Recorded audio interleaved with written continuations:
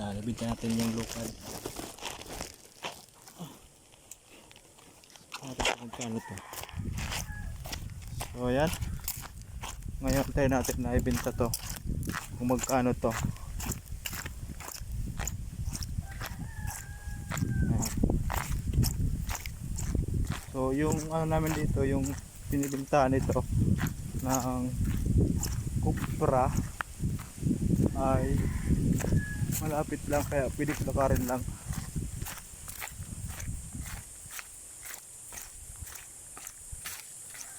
So ngayon makabinta ko na siya para mapiraan na to.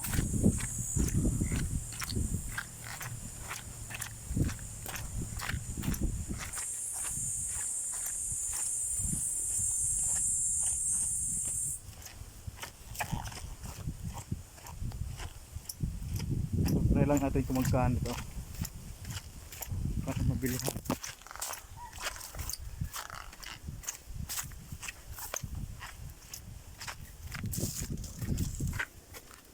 Ayan, so dito ko siya bibinta. So yan o, dyan ko sa may hardware. Dito ko siya bibinta.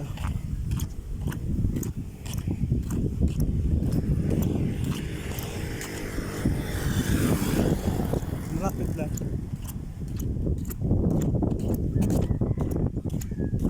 Kartana ini. So, oo. Pero mandawan. 15? Oh, sabi lang mo estimate ko talaga. 15 kilos. Pero sisanggot mo pa sana. Hello? Sisanggot mo pa sana. Hindi, ma'am. Ayun naman, gamag naman. Binuwang yung may puno. 15 kilos. Yan o.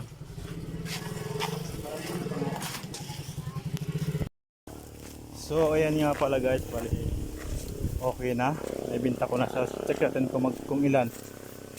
May ano man to, may resibo naman to.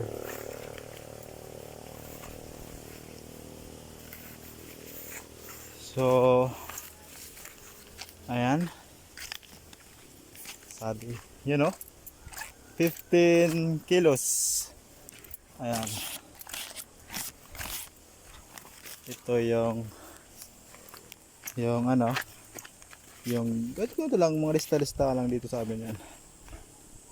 Yan o, 15 kilos 15 kilos. Tapos binawasan siya ng 6. Yan o, 6 kilos to eh. So yun ang ano, porsyento. Binawas dito ay 6 kilos. Ang natira ay 9 kilos. Yan. Yan o, 9 kilos. Tapos times sa 55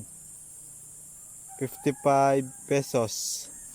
Yan, 55 pesos equivalent o equals 495.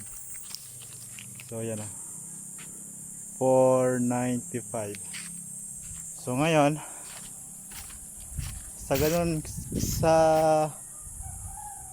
so konti lang yung naano ko, pero pira na rin eh.